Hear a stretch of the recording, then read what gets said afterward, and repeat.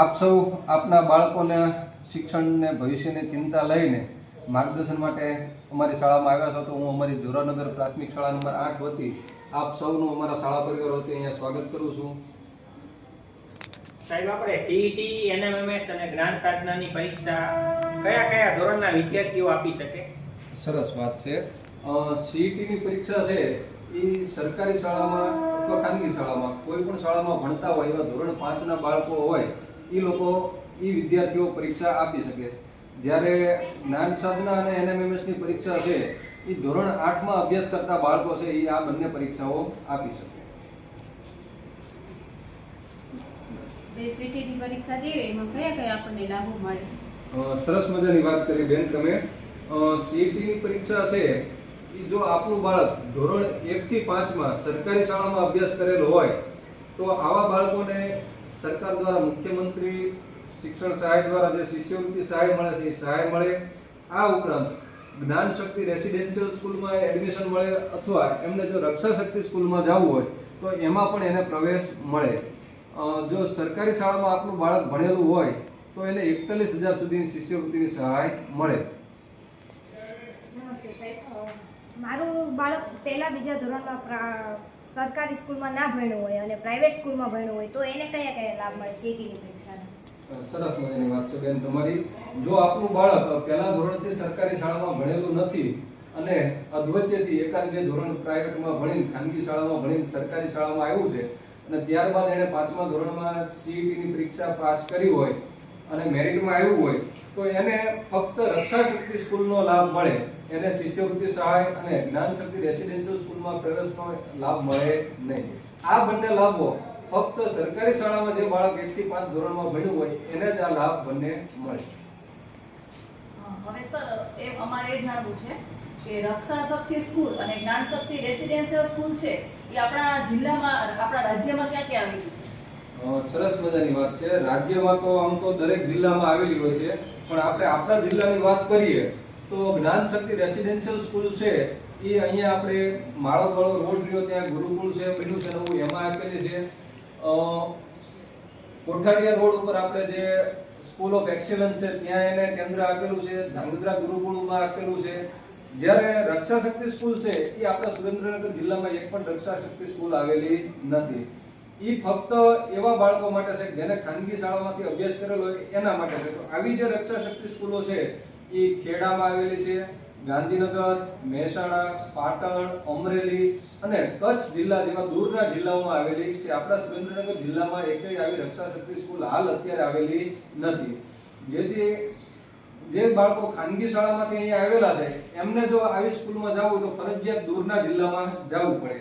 એટલે જ આપણે વાલીને હંમેશા કહેતા રહીએ છીએ કે પહેલા ધોરણથી જ આપ સરકારી શાળામાં બાળકોને ભણાવો, જેથી કરીને આપના બાળકોને સીઈટીની પરીક્ષા પાસ થયા પછી સ્કોલરશિપનો લાભ જોઈતો હોય તો એ લાભ મળે અથવા તો જ્ઞાન શક્તિ રેસિડેન્શિયલ સ્કૂલમાં જ્યાં નજીકમાં જ આપણે એના સેન્ટરો આપેલા છે ત્યાં ભણવા જવું હોય તો ત્યાં પણ જઈ શકે. સર, મારે એ જાણવું છે કે એનએમએમએસ અને જ્ઞાન સાધના પાસ કરવાથી ક્યાં ક્યાં લાભો મળે છે? સરસ વાત છે. આપણું બાળક ધોરણ 8માં જો એનએમએમએસની પરીક્ષા આપે છે તો એ બાળકોને ધોરણ 9 થી 12 સુધી અભ્યાસ કરે ત્યાં સુધી દર મહિને સરકાર દ્વારા 1,000 રૂપિયાની સ્કોલરશિપની સહાય આપવામાં આવે છે. આમ 4 વર્ષની થઈને કુલ 48 મહિનાની થઈને એને 48,000 રૂપિયાની શિષ્યવૃત્તિ સહાય મળે. પણ જો એ મેરિટમાં આવ્યું હોય તો જ્યારે જ્ઞાન સાધના પરીક્ષા ધોરણ 8માં આપણું બાળક પાસ કરે અને મેરિટમાં આવે તો જો સરકારી શાળામાં આપણું બાળક અભ્યાસ કરે, આગળ જતા 9 થી 12નો અભ્યાસ સરકારી શાળામાં અભ્યાસ કરે તો એને 84,000 રૂપિયાની શિષ્યવૃત્તિની સહાય મળે.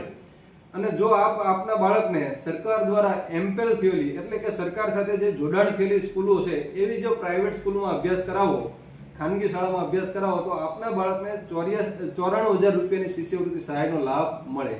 આવી સ્કૂલો આપણે સુરેન્દ્રનગરમાં પણ ઘણી બધી ખાનગી સ્કૂલો છે કે જે સરકાર સાથે એમ્પેલ થયેલી છે અને જ્ઞાન સાધના પરીક્ષામાં પાસ થયા પછી મેરિટમાં જે બાળકો આવતા હોય એવા બાળકો ત્યાં અભ્યાસ કરવા જતા હોય તો એમનો અભ્યાસનો સંપૂર્ણ ખર્ચ છે આ સ્કોલરશિપના લાભમાંથી મળી રહેતો હોય છે.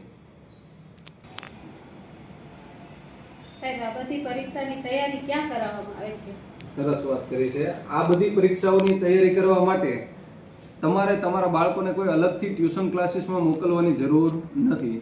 આ તમામ પરીક્ષાઓની તૈયારી આપણા જ શાળાના શિક્ષકો અહીંયા શાળા સમય દરમિયાન અને જરૂર પડે તો એક્સ્ટ્રા ટાઈમમાં પણ એની તૈયારી કરાવે છે. આખું વર્ષ દરમિયાન આ પરીક્ષાઓની તૈયારીઓ કોઈ પણ પ્રકારના ખર્ચ વગર વિના મૂલ્યે, જેમ આપણો રેગ્યુલર અભ્યાસક્રમ ચાલતો હોય છે એની સાથે સાથે જ આ સીઈટી, જ્ઞાન સાધના, એનએમએમએસ, જવાહર નવોદય આ તમામ પરીક્ષાઓની તૈયારી આપણા જ શિક્ષકો દ્વારા તદ્દન મફત, કોઈ પણ પ્રકારની ફી વગર એમને બાળકોને વિનામૂલ્યે આ તમામ પરીક્ષાઓની તૈયારી અહીં શાળા સમય દરમિયાન કરાવવામાં આવતી હોય છે, જેથી કરીને આપના બાળકો છે એ સારામાં સારી તૈયારી કરી શકે અને આ બધી પરીક્ષાઓ સારામાં સારા માર્ક સાથે પાસ કરી શકે.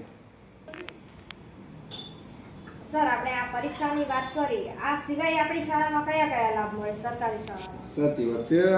સરકારી શાળામાં જો બાળકોને ભણાવવામાં આવે તો આ બધી પરીક્ષાઓની તૈયારીની સાથે સાથે આપણી સરકારી શાળામાં જે સરકાર દ્વારા વિવિધ યોજનાઓના જે લાભ મળતા હોય છે, સુવિધાઓ મળતી હોય છે, એની જરાક તમને માહિતી આપું. દરેક ધોરણમાં, ધોરણ 1 થી 8 સુધી અહીંયા આપનું બાળક ભણે ત્યાં સુધી દર વર્ષે આપના બાળકોને ગણવેશ સહાય મળે, જેથી કરીને આપને બહારથી યુનિફોર્મનો કોઈ ખર્ચો થાય નહીં. યુનિફોર્મના તમામ પૈસા સરકાર દ્વારા આપવામાં આવે. દરેક બાળકોને ફરજિયાત શિષ્યવૃત્તિ સરકાર દ્વારા નક્કી કરેલા ધારાધોરણ મુજબ મળતી હોય છે, જેમાં કોઈ પણ પ્રકારનું ત્યાં ભણતર કે એના ટકાવારીનું ધ્યાનમાં લીધા વગર દરેક બાળકોને સરકાર દ્વારા શિષ્યવૃત્તિની સહાયનો લાભ આપવામાં આવતો હોય છે. આ સિવાય ધોરણ 6 થી 8 ની દીકરીઓને એમના જીવનમાં એમને આગળ જતા કોઈ તકલીફ ન પડે એના માટે સ્વરક્ષણની તાલીમ આપવામાં આવે છે, જેને આપણે કરાટેની તાલીમ કહીએ છીએ. ખાનગી શાળામાં અહીંયા અભ્યાસ કરતા હોય તો અહીંયા આવી તાલીમો આપવામાં આવે છે, પણ એના માટે અલગથી તમારે એની ફી ભરવી પડતી હોય છે. જ્યારે આપણી સરકારી શાળામાં આ કરાટેની તાલીમ છે એ દીકરીઓને એકદમ વિનામૂલ્યે સરકાર દ્વારા એની ફી ભરીને દીકરીઓને ફ્રીમાં એની તાલીમ આપવામાં આવતી હોય છે. આ સિવાય પ્રી વોકેશનલ તાલીમ અંતર્ગત બાળકોને નાનપણથી જ વ્યવસાયિક તાલીમના અનુભવ થાય એના અનુભવો પૂરા પાડવામાં આવતા હોય છે. શાળાની અંદર જોઈએ તો દરેક ધોરણની અંદર આપણને સરકાર દ્વારા ડિજિટલ સ્માર્ટ બોર્ડ પૂરા પાડવામાં આવેલા છે, જેના દ્વારા બાળકોને ડિજિટલ શિક્ષણ આપણે આપવામાં આવતું હોય છે.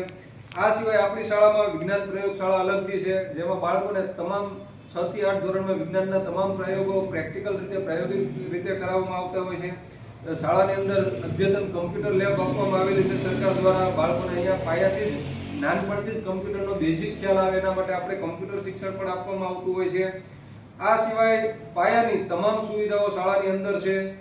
દિવસ દરમિયાન આપનું બાળક અહીં સવારથી સાંજ સુધી ભણવા આવે અને જો એને બપોર દરમિયાન ભૂખ લાગવામાં આવે કે એવું થાય તો જમવા માટે અહીંયા સવાર માટે અલ્પાહાર યોજના છે. જ્યારે સવારે બાળક અહીં શાળાએ આવે ત્યારે એને સવારે પૌષ્ટિક નાસ્તો પૂરો પાડવામાં આવતો હોય છે અને બપોરે મધ્યાહન ભોજન યોજના અંતર્ગત બાળકોને સારામાં સારું અહીંયા જમવામાં આપવામાં આવતું હોય છે, જેથી કરીને બાળકોને પૌષ્ટિક આહાર મળી રહે અને બાળકોમાં કુપોષણનો પ્રશ્ન આવે નહીં. બાળકો સારો ખોરાક ખાય, બહારના જે ફાસ્ટ ફૂડ છે, જંક ફૂડ છે એનાથી બાળકો દૂર રહે.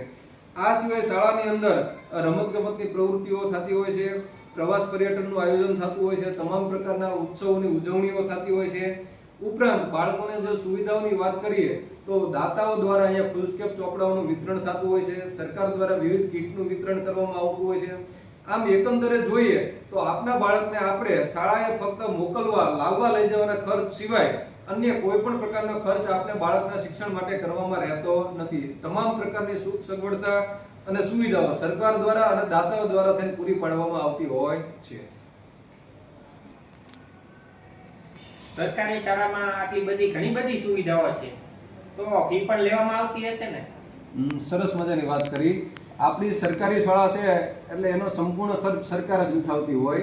આટલી બધી સુવિધાઓ આપવા છતાં સરકાર દ્વારા આરટી કાયદા મુજબ અને આપણા બંધારણ મુજબ પ્રાથમિક શિક્ષણ દરેક બાળકનો હક છે, અધિકાર છે, એટલે એને વિનામૂલ્યે મળવું જોઈએ અને એ હેતુથી જ સરકાર છે એ આ તમામ સુવિધાઓ સરકારી શાળાની અંદર વિનામૂલ્યે 1 પણ રૂપિયાની ફી લીધા વગર સંપૂર્ણ મફતમાં આ તમામ પ્રકારનું શિક્ષણ, આ તમામ સુવિધાઓ બધું જ વિનામૂલ્યે આપવામાં આવે છે. વાલીને સરકારી શાળામાં મૂકવાથી 1 પણ રૂપિયાનો ફીનો ખર્ચ કરવાનો આવતો નથી. આમ આપણે બધી ચર્ચા કરી. ખાનગી શાળા સાથે આપણે કોઈ વિરોધ નથી, પરંતુ આપણી શાળાને કોઈ નબળી ગણે કે ઉતરતી ગણે એ વાત આપણને ગમતી નથી. એના માટે આપણે આપણા કામના પુરાવા આપીએ, આપણી બાળકોના રિઝલ્ટ આપીએ.